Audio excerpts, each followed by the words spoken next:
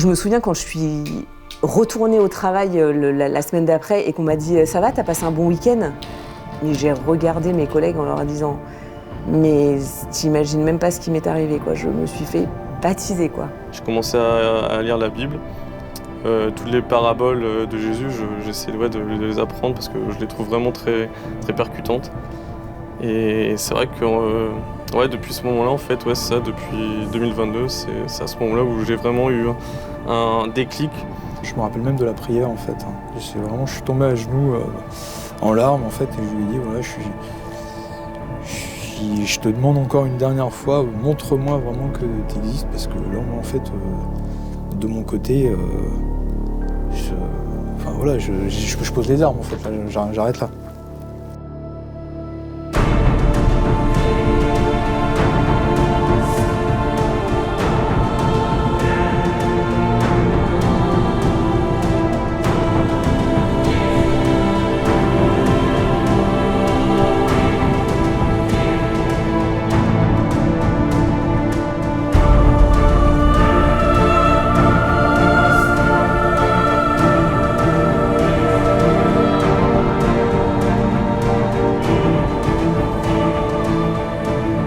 Il y a 60 ans, les pères du Concile Vatican II rendaient public un document consacré à l'apostolat des laïcs, c'est-à-dire à la vocation et à la mission dans l'Église et dans le monde des chrétiens qui ne sont ni clercs ni religieux.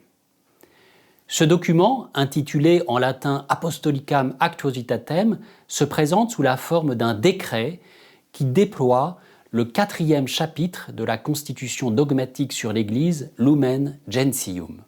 Le décret sur l'apostolat des laïcs précise que la vocation et la mission des laïcs dans l'Église et dans le monde s'enracinent dans une profonde rencontre avec le Christ. Il évoque les 3 buts d'un tel apostolat. Premièrement, l'évangélisation et la sanctification des hommes.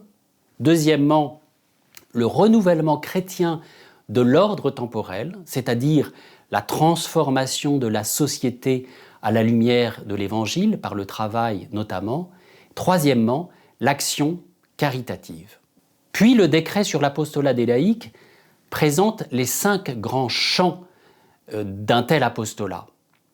Les communautés ecclésiales, la famille, les jeunes, le milieu social et le secteur national et international. Enfin, ce même décret évoque les 2 modes d'apostolat, individuel ou organisé, le lien entre les laïcs et la hiérarchie de l'Église et la formation à l'apostolat.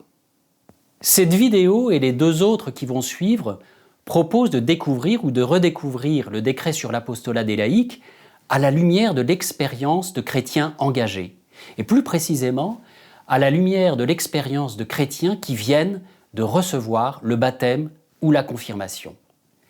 La parole est à Elsa, Simon et Steven. Bonjour, je m'appelle Elsa et je suis là aujourd'hui pour parler de mon baptême que j'ai reçu à Pâques de cette année. Et voilà, je suis accompagnée de mon fils Louis qui a assisté au baptême de sa maman et qui a été baptisé avant moi. Bonjour, je m'appelle Steven, j'ai 28 ans, je suis marié. J'ai été confirmé le 6 juin dernier, donc 2025, et j'ai redécouvert la foi catholique durant ces 3 dernières années. Je m'appelle Simon, j'ai 33 ans, je suis chauffeur routier, je suis marié depuis 11 ans et j'ai 4 enfants. Et je suis baptisé depuis 1 an et demi.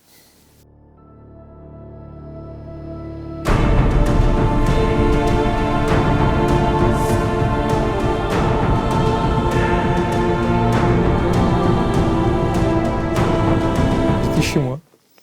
Et voilà, donc je me rappelle même de la prière, en fait. Je suis tombé à genoux en larmes, en fait, et je lui ai dit, voilà, je te demande encore une dernière fois, montre-moi vraiment que tu existes, parce que là, moi, en fait, de mon côté, je pose les armes, en fait, là, j'arrête là. Et en fait, je sais pas si c'est la nuit même ou si c'est peut-être le lendemain, mais ça a été très vite, en fait. J'ai revu toute ma vie défiler, en fait. C'est marrant parce que j'étais à moitié éveillé, moitié endormi, c'était un peu un sentiment assez bizarre. Et j'ai revu toute ma vie défiler devant moi, même des trucs de la petite enfance, quoi, des trucs complets, j'ai complètement oublié. Et pendant que ces images-là, elles défilaient, il y avait un oiseau blanc à moitié accroché au mur, qui bougeait et tout. et voilà, et puis ça défile. Et je me posais la question en même temps, mais je suis conscient, je suis réveillé. Enfin, c'était un peu bizarre, le temps s'était un peu arrêté. Et ces images-là s'arrêtent. Cet oiseau-là s'envole. Et là, je sais pas, comme si je reprenais mes esprits. J'ai toujours pas compris si c'était vraiment un rêve ou si c'était quelque chose de réel. Et je me disais, c'est marrant, un oiseau blanc, tout ça, c'est bizarre. Donc, j'étais voir un peu et tout ça. Et puis bon, en fait, la colombe, l'Esprit Saint, quoi. Donc là, en fait, j'ai compris que c'était un vrai signe, en fait. Et à partir de là, j'ai ressenti un espèce de bien-être, une sorte de paix, en fait, que j'avais pas ressenti jusqu'à présent dans ma vie, en fait. Moi, j'ai pas connu ça avant. Et voilà, à partir de là, c'était différent. J'étais toujours un peu le même type, finalement, mais c'était différent. Et c'est à partir de là que j'ai commencé à peut-être un peu à m'ouvrir aux autres, finalement. Timidement, c'était pas facile pour moi. J'étais très renfermé, j'étais quelqu'un d'assez seul. Et voilà, et puis en s'ouvrant, on apprend aussi à petit à petit aimer son prochain, aimer les autres. C'était très très difficile pour moi. J'avais vraiment l'impression que je pourrais jamais aimer quelqu'un, en fait. Et voilà, et puis en fait, ma vie elle a commencé à changer comme ça. J'ai rencontré ma femme, avec qui je suis toujours, un peu plus de 10 ans après. Et on a 4 enfants, donc j'ai réussi à aimer, pari tenu, grâce à Dieu. La veillée pascale de cette année, là, à Pâques, un baptême par immersion. Donc, c'était magique.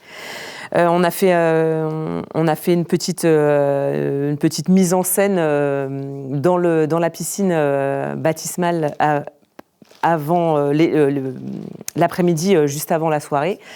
Et donc le Père Gaël nous a expliqué comment les choses allaient s'organiser, comment ça allait se passer, comment on devait être, de quelle façon on devait se positionner. À ce moment-là, on était accompagnés aussi par nos accompagnateurs du caté, et c'était bien parce qu'en fait, eux, ils avaient une autre vision. Donc chacun a dit ah oui, peut-être qu'on pourrait faire les choses comme ci, comme ça et tout ça. Donc bon, le soir, on était hyper bien organisés, avec les petits chaussons pour quand on sort de l'eau et qu'on était mouillé, tout ça. C'était parfait.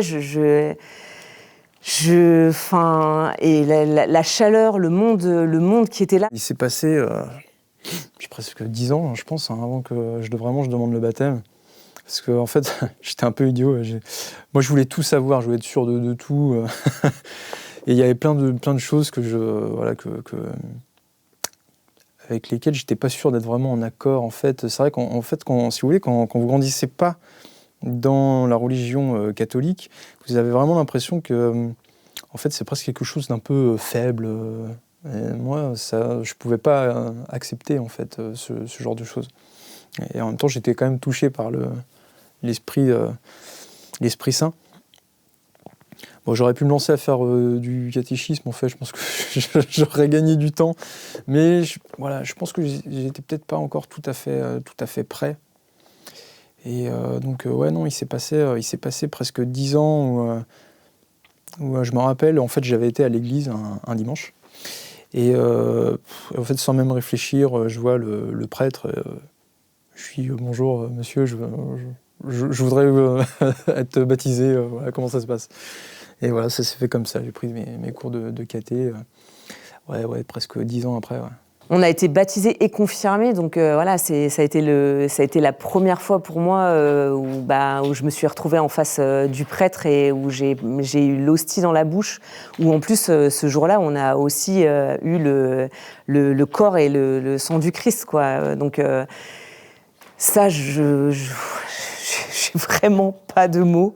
En tout cas, ce que je sais, c'est que je pense que le mois qui a suivi mon baptême, j'ai chanté des chants de messe pendant un mois au moins. Tous les jours, je me réveillais et j'avais un chant différent. Et j'ai chanté comme ça pendant un mois. J'ai vécu quelque chose de... J'avais envie que tout le monde me touche. J'avais envie de dire à tout le monde... Tu sais pas quoi, il m'est arrivé un truc, mais j'avais envie de le crier au monde. Et enfin... Ils m'ont regardé genre... Toi, tu t'es fait baptiser? Oui, je me suis fait baptiser et j'avais envie de le crier à la terre entière, quoi. C'était, j'avais envie de dire, il m'est arrivé un truc de dingue. Vous pouvez même pas imaginer, le parcours, tout ce parcours-là que j'ai eu. J'ai repensé à moi en train de dire au Père Vital quand j'étais en Normandie. Allez, venez, on va dans l'église et on dira rien à personne, vous me baptisez et voilà. J'ai pensé à ce moment-là et je me suis dit, mais tout le parcours que j'ai, tout ce que j'ai parcouru pour en arriver là, et à quel point j'ai été poussée dans mes retranchements dans beaucoup de choses, c'est-à-dire que j'étais déjà très bien accompagnée. La personne qui m'a suivie pendant ces 2 années-là, la première fois qu'elle est venue à la maison, elle m'a dit « Elsa, qu'est-ce que tu attends de moi ?» Et je lui ai dit « Ce que j'attends de toi, c'est du temps. » Elle m'a dit « Du temps, j'en ai. Tu le veux de quelle façon ?» Et je lui ai dit « Je veux qu'on se voit toutes les semaines. » Parce qu'en fait, j'avais vraiment l'impression, en tant qu'adulte, qu'en fait, on n'avait pas assez de temps. Nous, on se voyait, nos rendez-vous, c'était 1 fois par mois. Et 1 fois par mois, ça me semblait, on se voyait pendant 2 heures, ça me semblait tellement court. Quand je ressortais de nos soirées de caté, j'avais envie de dire encore. Alors, ce qui était bien, c'était que mon compagnon, il était là, donc en fait, il prenait la relève, je lui posais des questions, et puis après, je notais tout. J'ai un gros cahier sur lequel je notais toutes les questions que j'avais suite à nos soirées, et après, quand je revoyais Christine, qui était mon accompagnatrice, je lui disais, bon, voilà, j'ai ça, et elle m'a amenée à me poser vraiment des questions profondes, notamment sur le pardon, beaucoup sur ça, parce qu'en fait, on s'est raconté nos parcours, et en fait, elle a senti que je traînais quelques casseroles de ma vie d'enfant, et un jour, elle m'a dit « Est-ce que tu as pardonné ?» Et quand elle m'a dit ça, je lui ai dit « Mais c'est impossible !» Et elle m'a dit « Mais tu dois faire ça. Tu dois réussir à trouver la force au fond de toi de pardonner, en fait. » Et ça a été dur, mais j'ai réussi. Mais quand la première fois que j'ai prié pour les gens que j'aimais pas, mais c'était fou. C'était fou. Et après, je me faisais un point d'honneur à me dire, je dois d'abord penser aux gens qui, m'ont pourri la journée. Moi, même mon mal, avant, il était physique, en fait, quelque part. C'était tellement une vie dans le dur que... Enfin, il y a un moment, on arrive à un niveau de haine, en fait, et de colère. Et, voilà, vous vous couchez, vous en avez mal au bide, vous vous réveillez, c'est pareil, quoi. Donc, la bascule, elle a été tout aussi violente, quoi, mais dans l'autre sens, quoi. On se dit, je me sens bien, peut-être pour la première fois de ma vie, en fait. Pour la première fois de ma vie, je me sens en paix, en fait, quoi. J'ai pas connu ça avant. Donc, ça, c'est... Enfin, il y a quelque chose de... pas magique, mais en tout cas, oui, surnaturel, en tout cas. Voilà. Et c'est vrai que ça, depuis... je peux que me dire que c'est pas juste dans ma tête, quoi. Voilà. Vous savez, des fois, on a des phases de doute, mais ça, non. On se dit, non, j'y crois dur comme fer. Et ça, peut-être c'est une chance, d'ailleurs, c'est que j'ai cette certitude, quoi. Cette certitude de Dieu, en fait, dans ma vie. Et je pense que d'ailleurs, c'est ce qui m'a sauvé, moi, dans ma vie passée, en fait. Alors, c'était pas forcément de Dieu, mais du jour meilleur, en fait. Je me dis toujours, un jour, ça ira. Ça, c'est de la chance aussi, parce que quand on n'a plus rien à perdre, c'est catastrophique. L'espérance, ouais. Moi, je savais pas, quand j'y étais, je savais pas que c'était ça, l'espérance, mais voilà, c'était juste... un bon moyen de ne pas couler, quoi, complètement, quoi. J'ai acquis le concept de Dieu assez jeune, mais c'est avec les années, souvent à l'adolescence, et plus, on va dire fin adolescence, c'est quand je commençais à être un adulte, où on va dire que Dieu, c'était plus trop ma priorité, je pensais à autre chose. Et j'ai redécouvert ma foi, c'était vers 2022, avec ma femme qui est aussi...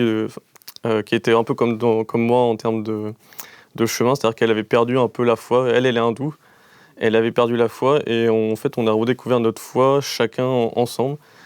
Donc moi je regardais des vidéos sur la chrétienté. On a regardé par exemple un film sur Jésus, je pense que c'était en 2023 et dès que j'ai vu ce film en fait je me suis dit ok là je veux en savoir plus. Donc j'ai commencé à aller à l'église pour prier et c'est un été ma femme elle m'a dit est-ce que tu ne voudrais pas qu'on aille à la messe demain? Donc moi je connaissais pas du tout les pratiques religieuses parce que j'avais pas eu trop d'éducation là-dedans. J'ai été baptisé mais j'ai pas eu de communion ni rien. Et donc je suis allé à cette messe pour la première fois et c'est vrai que je me suis senti plutôt bien.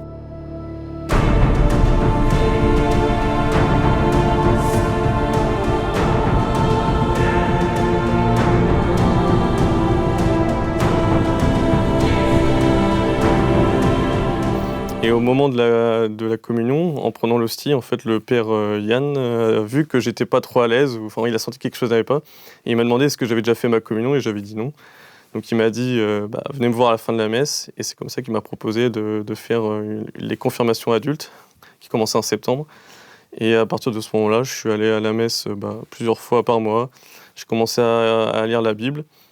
Toutes les paraboles de Jésus, j'essaie de les apprendre parce que je les trouve vraiment très, très percutantes. Et c'est vrai que depuis ce moment-là, en fait, c'est ça, depuis 2022, c'est à ce moment-là où j'ai vraiment eu un déclic. Je pense que la société globale, je voyais qu'il y avait un truc qui me manquait, qui ne me satisfaisait pas. Puis voilà, je me suis dit il me manquait quelque chose. Donc c'est vraiment à partir de ce moment-là où j'ai vraiment retrouvé la foi et depuis, elle ne m'a plus quitté. J'avais ce truc-là aussi pendant mon parcours de caté, de pas me sentir légitime. Je me souviens quand j'étais à l'église le dimanche, un jour j'ai dit à Paul, tu sais, j'ai très envie de m'agenouiller. Mais en fait, je sens que je suis pas légitime là-dedans. Il me disait, pourquoi? J'en avais parlé à Paul, j'en avais parlé à mon accompagnatrice. Et elle m'avait dit, mais Elsa, il y a rien qui t'empêche de faire ça. Et en fait, j'avais l'impression de ne pas être légitime. Et je lui disais, tu sais, je pense que j'aurai le droit de m'agenouiller le jour où je serai baptisée, en fait.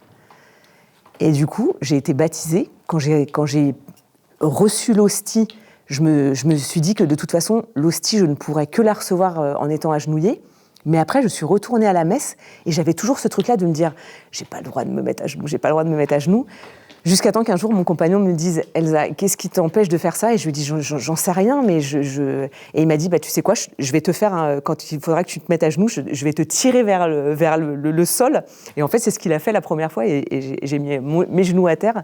Et à partir de là, j'ai jamais arrêté, quoi. Mais j'avais l'impression d'être super timide. Je me disais, les gens qui sont là, ils connaissent mon histoire parce que j'avais témoigné. Et donc, je me disais, ils vont se dire, oui, mais non, mais elle peut pas, c'est pas. Alors qu'en fin de compte, personne ne te regarde. On est tous là, on est tous frères. Voilà, c'est une grande famille. La préparation pour la confirmation, on a commencé ça plutôt doucement. En fait, on a eu une rencontre avec le père Yann en tête-à-tête pour voir, en gros, prendre la température. Et ensuite, on a eu un regroupement de chacun. Donc, chacun s'est présenté, a commencé à dire d'où est-ce qu'il venait, comment il avait fait ce chemin pour continuer, on va dire, sa foi et se faire confirmer. Et donc c'est vrai qu'on a eu un panel plutôt large de tout âge, de toutes origines et aussi de tout chemin. Mais c'est vrai que certains vraiment on pouvait se dire ah ouais ils ont eu un peu un parcours similaire. Donc c'est vrai que c'était ça créait des liens en fait. Et c'est vrai que à chaque rencontre on avait donc un passage de la Bible que le père Yann nous faisait lire. Il nous faisait faire on va dire, pas un débat, plutôt des commentaires. En fait, on se disait qu'est-ce qu'on y pensait. Et on a discuté longuement dessus. Puis on a passé sur pas mal de passages, des paraboles, etc. de Jésus. Ça aussi, c'était quelque chose qui m'a bien impacté parce que c'est quelque chose en fait qui vient directement me dire ah oui moi je marche comme ça, c'est vrai que les paraboles de Jésus me marquent bien et tout au long c'est vrai qu'on en a fait plusieurs fois et puis même retrouver les confirmants c'était une joie. On a fait par exemple une fois un pique-nique et c'était très fraternel Chacun avait ramené sa nourriture. Et c'était un très, très beau banquet, donc c'était vraiment quelque chose qui nous a liés.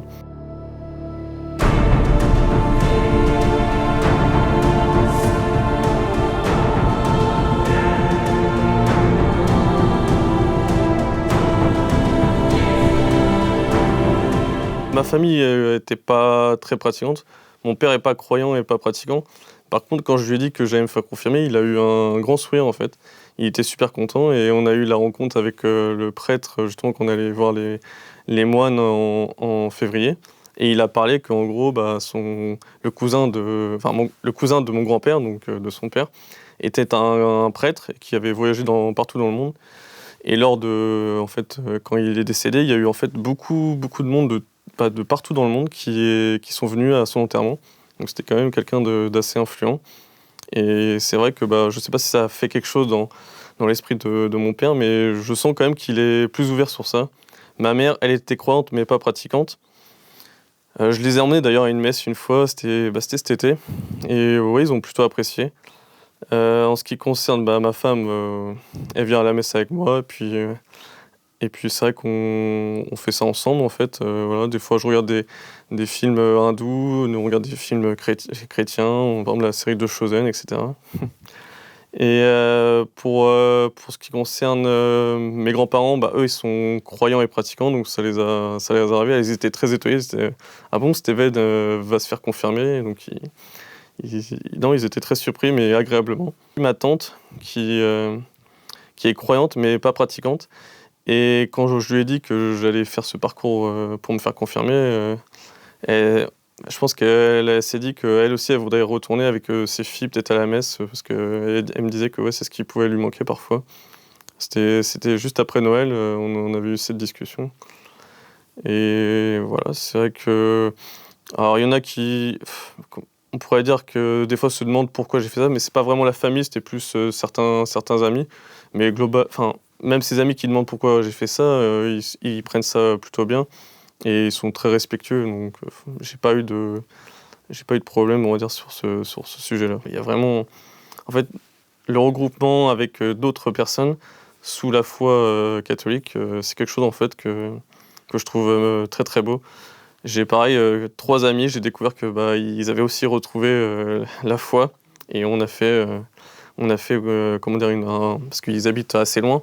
Donc on s'est regroupés à Paris, puis on était allés à la messe le dimanche ensemble, pour la première fois depuis 10 ans qu'on se connaît. Donc mais voilà, c'était quelque chose de très beau, et puis maintenant quand on se voit, on y va à chaque fois, et puis c'est quelque chose vraiment d'unique. Et c'est assez marrant qu'on a tous un peu redécouvert la foi en même temps. C'est quelque chose, on sent qu'il y a quelque chose qui se passe. En plus, moi j'ai été mariée. C'est ce qui a fait aussi, je pense, que j'ai retardé ma demande pour faire du caté, parce que j'avais peur qu'avoir été mariée, ça soit un frein et que je puisse pas avancer dans ce parcours-là. Après, j'ai compris qu'en fait, comme j'avais pas été mariée à l'église, en fait, c'est un peu comme si, je dis pas que ça existait pas, mais c'était pas la même chose en fait.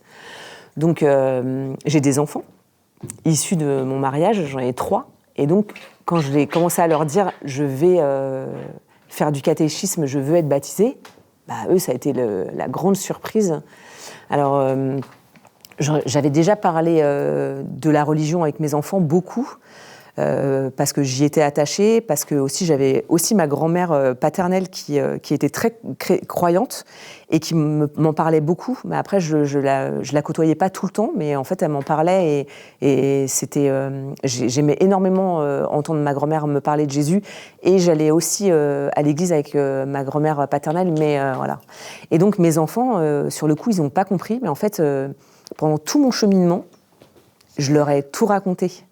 Tout ce que je vivais, toutes mes interrogations, tous les moments où en fait j'avais été bousculée par des discussions, et en fait ils sont venus à mon baptême, toute ma famille, ma maman, mes enfants, tout le monde est venu, toute ma famille non croyante, et ils ont vécu un grand moment. C'est ce qu'ils m'ont dit. Ils m'ont dit, on s'est même pas ennuyé, maman, ça a duré longtemps, mais on s'est même pas rendu compte que ça a duré longtemps, et puis c'était beau. Ma famille, ils ont été très bienveillants en fait. Ne touche pas Louis, interdit de toucher. Ils ont été très bienveillants dans ma démarche et aujourd'hui, je continue à leur en parler et pas en faire un sujet tabou, en fait. Parce que pour moi, c'est trop important. Maintenant, ça fait partie de moi. Ça fait partie de ma vie. Je leur dis, je vais à la messe le dimanche. Ça, je leur en avais déjà parlé avant, mais je leur explique l'implication, ce que je fais. Le baptême, après, c'est le début de quelque chose, mais c'est la suite d'une aventure, en fait. Et donc, je leur raconte tout ce que je fais.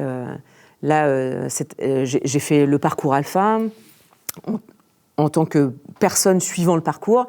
L'année d'après, j'ai fait le service. Et puis après, je me suis dit, qu'est-ce que je vais faire ? Je vais préparer des repas pour les curés de ma paroisse parce que j'aime énormément cuisiner, donc voilà, je le partage avec eux. Et puis voilà, à chaque fois, je me dis, voilà, j'essaie de donner un peu de mon temps. Et donc voilà, c'est juste une étape. C'est quelque chose qui m'a fait peur au départ, mais et puis j'ai été un peu intimidée au départ de leur en parler aussi, parce que justement, j'avais un peu peur de leur réaction, mais en fait, leur réaction a été très bienveillante. Et puis aussi, je leur ai beaucoup parlé. Je leur ai dit que je posais des prières pour eux, et je leur ai lu des textes. C'était très bienveillant. Après, la famille de mon compagnon, là, c'est ma famille de cœur qui, eux, comprennent à 100% ma démarche.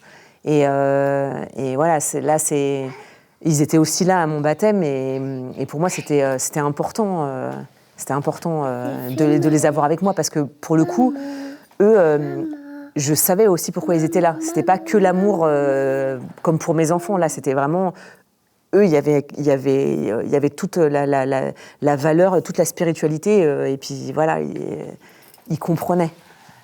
Ce qui est, je pense, pas forcément le cas de mes enfants. Ils le comprennent, mais comme ils sont pas là-dedans, il n'y a pas le... Enfin, je sais pas comment l'expliquer, mais voilà, il y a pas ce petit truc-là, la petite affinité de la personne catholique qui va se dire « Mais moi, je comprends tout à fait pourquoi tu as décidé de nous rejoindre. » L'impact, il est énorme, en fait, parce que je pense qu'en fait, c'est grâce à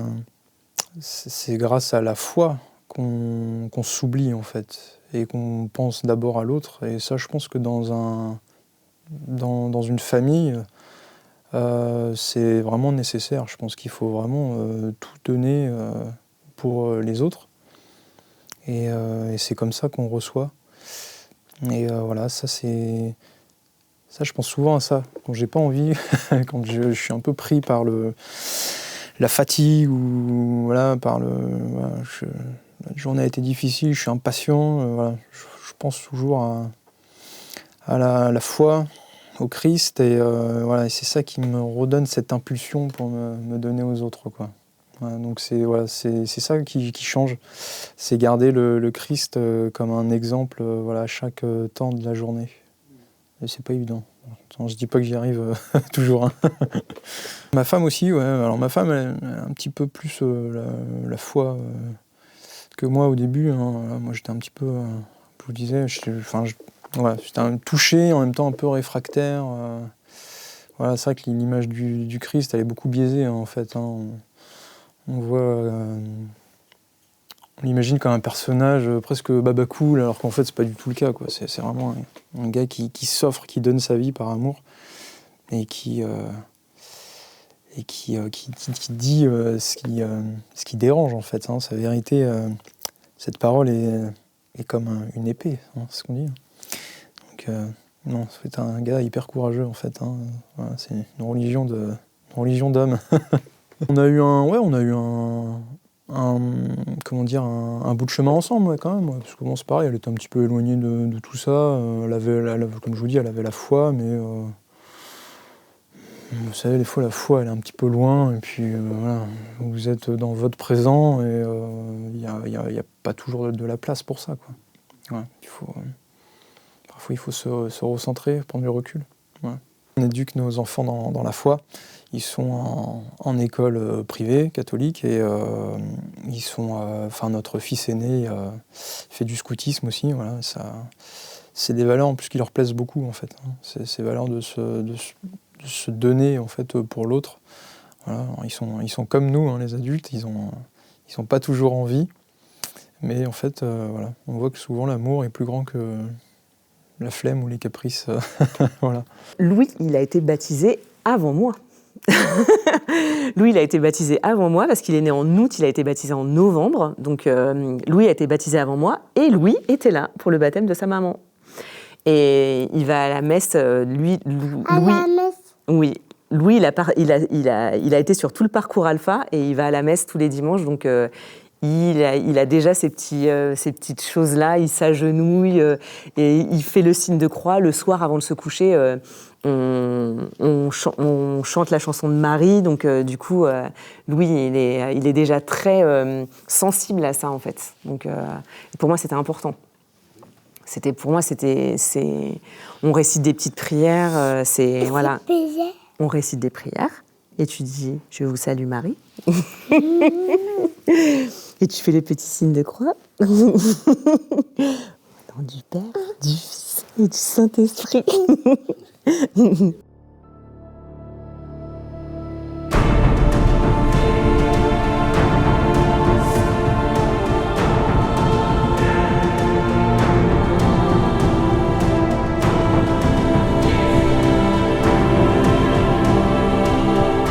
Quand j'ai commencé, quand les choses ont commencé à devenir sérieuses au niveau de ma foi, j'étais mécanicien à l'époque, donc je travaillais en atelier avec des collègues, et ça a beaucoup changé en fait parce que, comme je vous disais tout à l'heure, je me suis beaucoup ouvert aux autres. Avant, j'étais quelqu'un d'assez effacé en fait. Je parlais très peu en fait. C'était ce type que vous le croisez tous les jours, mais en fait vous connaissez rien de sa vie en fait, absolument rien.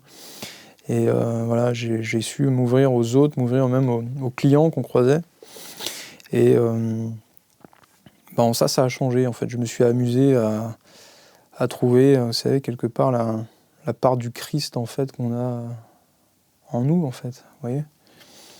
Et ça a changé aussi sur ma façon de travailler. Je suis comme n'importe quel employé, hein. Il y a des jours aussi j'avais pas très envie, mais en fait la différence c'est que là je le faisais non seulement pour un salaire, mais je le faisais aussi pour le Christ. Vous savez, être un disciple du Christ, je pense que ça passe aussi par faire un bon travail. Donc ça a changé, ouais. Ça a changé de prendre plus soin des autres. Ouais. Mais ça a pris, par contre, faut comprendre que ça a pris beaucoup de temps. C'est pas venu non plus du jour au lendemain. Je crois qu'aimer, ça s'apprend, et ça prend vraiment du temps. Ça prend une vie, je pense, honnêtement, pour vraiment aimer quelqu'un. Je pense que dans n'importe quel métier, de toute façon, si quelqu'un est chrétien, il doit montrer qu'il est un modèle, qu'il est juste et qu'il va pas créer des histoires dans tous les sens. Qui garde sa posture, évidemment que si on lui fait des pics, faut pas non plus se laisser faire, mais qui garde en fait une posture droite et juste, et je pense que ça va être un modèle après pour les gens en fait. Notre travail, c'est vrai qu'il est un peu délicat parce que on est entre guillemets en train de mettre des amendes aux gens qui essaient juste de stationner, donc c'est pareil, on essaie d'avoir, en tout cas pour ma part, j'essaie vraiment d'avoir cet esprit juste. On n'hésite pas, surtout mon collègue et moi, mais même d'autres, je pense que la plupart c'est comme ça, on n'hésite pas à aider les usagers quand ils nous demandent des conseils, etc. Parce que c'est vrai qu'on peut être assez vite perdu sur toutes les nouvelles consignes qu'il y a eu, et puis les nouvelles applications. Donc on essaie de les aider au maximum, de leur donner le maximum d'outils et de conseils pour qu'ils puissent être l'esprit tranquille. C'est vrai qu'il y a beaucoup de rumeurs sur notre métier, comme quoi il y a des choses qu'on fait, mais en fait on ne fait pas, donc on remet les choses dans le cadre. Et en fait, dès qu'il y a une personne qui va nous demander, on n'hésite pas à l'aider. Je suis très, très observatrice de façon générale dans la vie de tous les jours et beaucoup dans le travail. Et là, je le suis devenue encore plus parce que je ne sais pas pourquoi, mais je cherche les catholiques. Alors qu'avant, c'était pas forcément quelque chose auquel je faisais attention, mais aujourd'hui, je vais être attentive à une médaille autour du cou de quelqu'un parce que je me dis, tiens, c'est une médaille de baptême. Si à son âge, elle a encore une médaille de baptême, ça veut dire que peut-être qu'il y a quelque chose et tout ça. Donc, je vais avoir un peu ce truc-là de lancer une petite perche pour voir s'il y a une connexion qui se fait avec la personne que j'ai en face de moi. Je suis un peu dans cette recherche-là. J'ai fait une formation et en fait, on a dû... pendant une formation, on faisait une formation sur la communication avec les autres. Et en fin de compte, le premier truc, c'est une mise en scène où on doit expliquer un moment où, en fait, on a dû faire une intervention en public devant énormément de personnes. Et là, on me dit, bah voilà, est-ce que tu peux raconter quelque chose de ta vie personnelle ? Et là, je me dis, la seule chose que je voyais, c'était quand j'ai témoigné à l'église pendant un dimanche autrement. Et là, je me dis, waouh, je suis face à des... Alors déjà, j'étais en formation avec des gens que je ne connaissais pas, qui faisaient partie du même milieu que moi, mais on ne se connaissait pas du tout. Je sentais qu'il y avait des gens de tous horizons, des musulmans, voilà. Et là, je me dis, OK, donc qui est-ce qui veut commencer ? Et là, je me suis dit, c'est maintenant. Genre, je vais jeter mon pavé dans la mare tout de suite. Et donc, je me mets en face de tout le monde et je dis, bah voilà, bonjour, moi... la plus grosse intervention que j'ai dû faire devant énormément de personnes, c'est un témoignage un jour après la messe, un dimanche. Et là, gros blanc. Tous les gens me regardent et je me dis, bon, de toute façon, maintenant, c'est bon, c'est fait, c'est fait. Et là, je raconte que j'ai dû livrer une partie de moi, qui j'étais, d'où je venais, mes racines, mes émotions. Et qu'à un moment, j'en ai même versé une petite larme pour expliquer mon parcours de vie. Et que j'ai fait ça devant tous les gens de ma paroisse que je croisais tous les dimanches, mais qui ne me connaissaient pas. Et là, waouh. Et du coup, je dis, bah voilà, c'était la plus grosse intervention que j'ai dû faire en communication devant un nombre important de gens. Je leur ai dit, vous imaginez une église, elle était remplie. Éviter la médisance, parce que ça, sur le travail, ça, c'est la machine à café, c'est mortel, quoi. Donc voilà, prendre la défense aussi, peut-être du collègue qui se fait moquer quand il n'est pas là. Voilà, parfois aussi parler peut-être de phénomènes de société, vous voyez. Ça peut être, je sais pas quoi, vous savez, l'avortement, des choses comme ça. Les collègues, ils parlent, hein, comme dans n'importe quelle entreprise. Bah là, il faut savoir rester sur ses positions, mais sans juger, je crois, surtout. Ça, c'est important, rester sur les positions, sur la morale de l'Église, sans juger, et peut-être amener l'autre à la réflexion pour pas apparaître le père inquisiteur, quoi. J'ai pas non plus pour habitude de prendre les autres par la main, hein. Si un gars il se fait supprimer ses vacances, il est assez grand, il va voir ça avec le patron, hein. Moi, c'est pas mon rôle. Voilà. Mais oui, il y a toujours un besoin de justice, quoi, quand voilà, il y a des lourds qui se moquent de la collègue femme parce que elle fait pas un 38, dire bon voilà, dans cette fille elle est peut-être mère de famille aussi, et puis elle te doit rien, tu lui dois rien, donc tu parles pas comme ça. Voilà. Ça c'est chrétien aussi, je pense, de faire ça. En fait, ça j'ai compris que aimer son prochain, même quand c'est un type dont on n'apprécie pas du tout la compagnie, c'est l'amener au Christ, en fait. C'est ça, l'aimer. Donc il faut déjà respecter cette non-croyance. Si Dieu nous laisse la liberté de croire ou pas, nous, on n'est personne pour forcer les gens. Mais il faut, je pense que l'idée, c'est d'amener peut-être les gens à la réflexion. Pourquoi est-ce que c'est bien ? Par exemple, on prenait l'exemple de l'avortement. On voit quand même des chiffres qui sont conséquents, hein. Sur les années, c'est plus de 200 000 par an, rien qu'en France. Est-ce que concrètement, est-ce que c'est bien ? Est-ce que c'est une réelle victoire ? La question, elle se pose, en fait. Je pense que sur ce nombre... il n'y a pas que des femmes ou des couples en détresse, quoi. Il y a aussi un vrai choix de refuser la vie, en fait. Voilà. Sur les affaires, les scandales de pédophilie et tout ça, c'est bien sûr que c'est un vrai problème. Je pense que l'Église, elle fait ce qu'il faut quand même pour mettre un terme à ça. Mais ça se retrouve partout, en fait. Partout là où il y a des enfants, il y a des prédateurs, en fait. C'est pas propre à l'Église. Donc il faut savoir défendre avec douceur et fermeté, presque. Hein. C'est un peu difficile, hein. C'est un exercice d'équilibriste. Hein, mais c'est possible. Même si c'est pas toujours évident, hein, surtout sur le lieu du travail, parce qu'on peut aussi vite être catalogué, ça peut peut-être aussi nous fermer des portes. Moi, pour ma part, je prends le risque parce que j'ai du mal à me taire quand je trouve que c'est pas juste, en fait. Juste, on surfe sur des mensonges, voilà, je peux pas me taire, quoi. Voilà. Il y a des choses que je trouve moins importantes au travail, par exemple l'appât du gain, ou alors toutes les conversations sur comment dire, ouais, un tel a fait ça, un tel fait ça m'intéresse pas trop. C'est vrai que ça m'a un peu... En fait, je dirais pas élevé, mais c'est vrai que je me reconcentre sur ce qui est vraiment important, c'est-à-dire voilà, créer une bonne ambiance, créer un environnement sain. Et en ce qui concerne, par exemple, j'avais des supérieurs, je leur ai dit que j'allais faire ma confirmation en fin d'année. Ils ont plutôt bien pris ça. D'ailleurs, du coup, j'ai dû prendre des jours de congé pour ces jours-là, mais ils ont accepté. Enfin, c'est vrai que notre service est plutôt assez ouvert, donc il y a aucun problème. Pendant le carême, j'ai ressenti qu'il y avait certaines personnes qui avaient des problèmes d'ordre personnel, mais ça suit parfois dans le travail. Et puis je me suis amusée à mettre une petite vierge dans leur sac sans leur dire... des petites choses comme ça, parce que maintenant ça fait partie de ma vie, et en fait c'est pas quelque chose que j'ai envie de cacher. Par contre, il y a quand même un peu de pudeur, et il y a toujours quand même ce truc de me dire est-ce que je pourrais être jugée par quelqu'un, ou quelqu'un...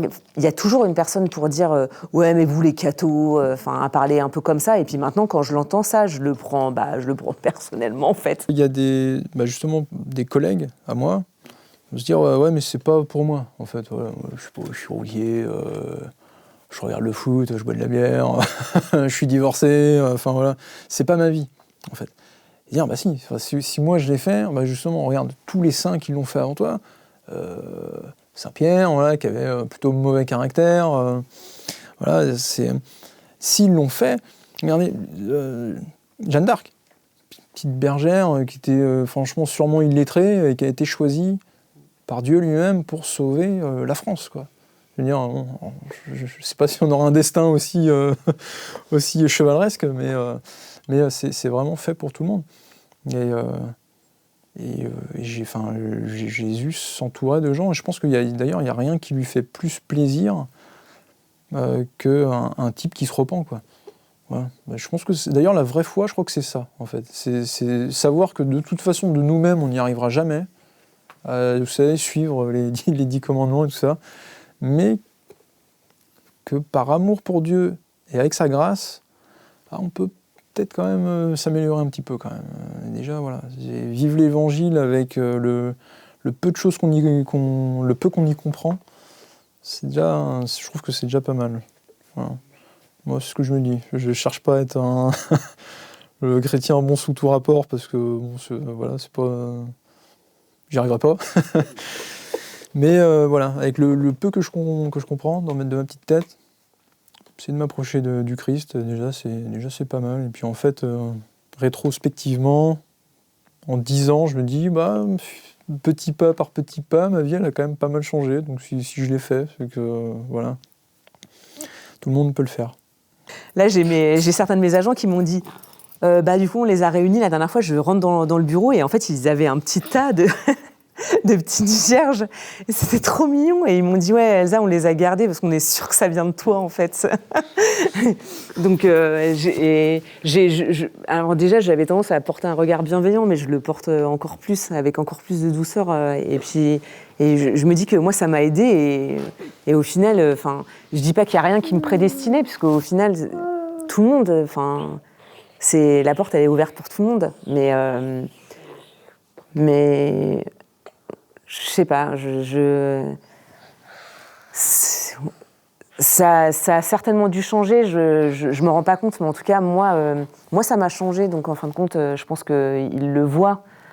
Ça m'a rendue encore plus bienveillante encore. Et puis plus dans la recherche de la compréhension par rapport aux autres, en fait.